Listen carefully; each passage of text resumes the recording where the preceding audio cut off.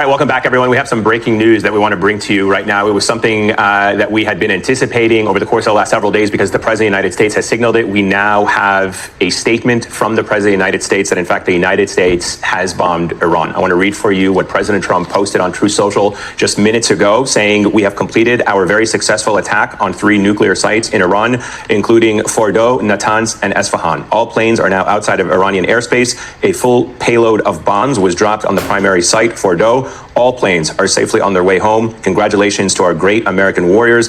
There is not another military in the world that could have done this. Now is the time for peace. Thank you for your attention to this matter." So, the President of the United States confirming that the United States Air Force has in fact now targeted and attacked Iran, specifically 3 nuclear sites, including the one that is considered the most secure, one that is under a deep mountain in Fordow called the Fordow nuclear plant, as well as Natanz and Esfahan. Okay. So as you can see, last night Trump sent them things. He pressed the button.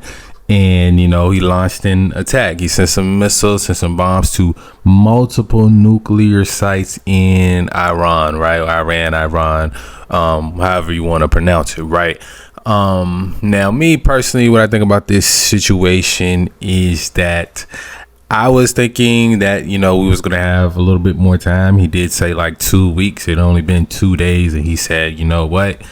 After negotiations, they not giving up whatever we wanted them to give up, so he sent the bombs, right? It's gonna be interesting to see the direction the world takes, because it is, a lot of people are saying this is like World War III. Me, I kind of thought the start of World War III was, when it came to the whole Russia situation right over there in that part of the world. I thought that was kind of the beginnings of the rumblings of potential World War III.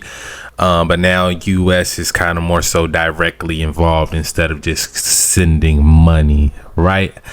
Now I've been vaguely keeping up with this. I be doing a lot of stuff in my daily life. I'm not the type to just be like doom scrolling, but I do follow this page right here and a few other pages on like X, and that do post like pretty like frequent updates about this type of stuff. Like right here, like I don't know if any of this is like true, but they're saying China strongly condemns U.S. attack on Iran. Iranian parliament approves closure of Hormuz Strait, blocking access to oil routes. A lot of people are worried about things happening on U.S. soil, right? A lot of people are definitely worried about that. But when I think about it, I think about we're gonna be feeling it mostly. Now, don't get me wrong. People, like, there are potential sleeper cells, and for those who don't know what that actually means, it's like people who are already here that are just waiting for orders, basically, that will probably do some type of attack here in like a major city or wherever. And because our border has been so open these past few years, it's like it's wide open. Like, it's something that's definitely a possibility, something that could happen. But we're going to be feeling this more so at the grocery store and at the gas pump, right? Anytime stuff goes on in the Middle East, that's where we're going to be feeling it, and probably in some parts of our stock portfolios as well. If you got wartime stuff that goes up when things like this happen, like Lockheed Martin and stuff like that, then hey, your portfolio is probably going to be juiced up. But certain things are definitely going to feel it. I know crypto's been feeling it lately. Crypto's still I feel like a good place right now if you want to be continuously buying a little bit of that every week. I still think that's a good idea, but that's just my opinion. I'm not a financial advisor at all, right? Russia, Dmitry Medvedev says a number of countries are ready to directly supply Iran with their own nuclear warheads. And that's the thing, right? It's not just about Iran, right? It's about the people who are going to be also willing to support them. And that's the biggest thing about it. Trump did address the nation last night. This is a little bit of it.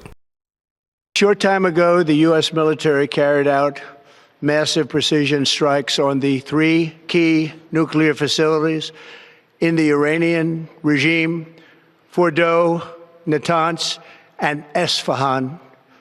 Everybody heard those names for years as they built this horribly destructive.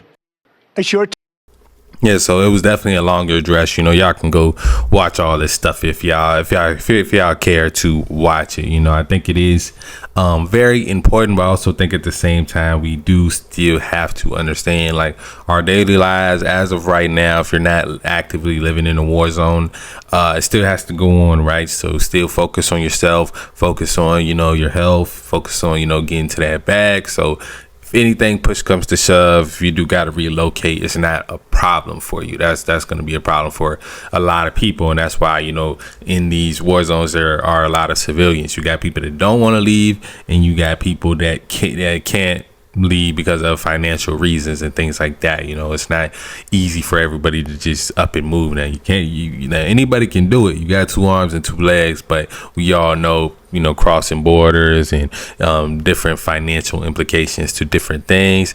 It can get a little bit. It can be hard, right? It can be hard. But as far as us, you over here in the U.S. or you just watching from another country that's really not involved, but you're just kind of interested in it, just be aware of what's going on in the world. But like I said, don't let it don't be a doom scroller. A lot of people are doom scrolling right now, and by that I mean they're just constantly scrolling looking for the next piece of bad news. And you need to be focused on yourself, man. Focus on yourselves, get to work. Me, like I said, hey, I make money talking about stuff like this. It's the only reason why I even care. But this is something like you do kind of want to be tuned in. Like I said, I live in Virginia, hour and some change right outside of DC.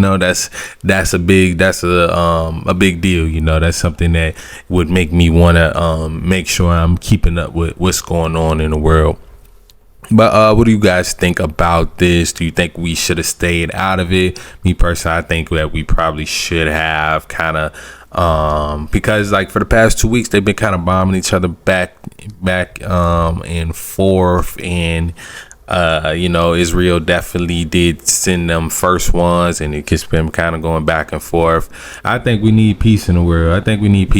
Man. Y'all see I got my Columbia jersey on right now, because that's a place that I love to go, and there are other countries in the world that I love to go also, and I think everybody should be at peace so we can move around without having to worry about bombs and missiles and innocent civilians getting hit, man. Like, to me that's a little too much, man. Pray for peace in the world for sure. But like I said, let me know what you guys think about this whole situation. And if you got any information that I didn't hit on, feel free to drop that down in the comments below, man.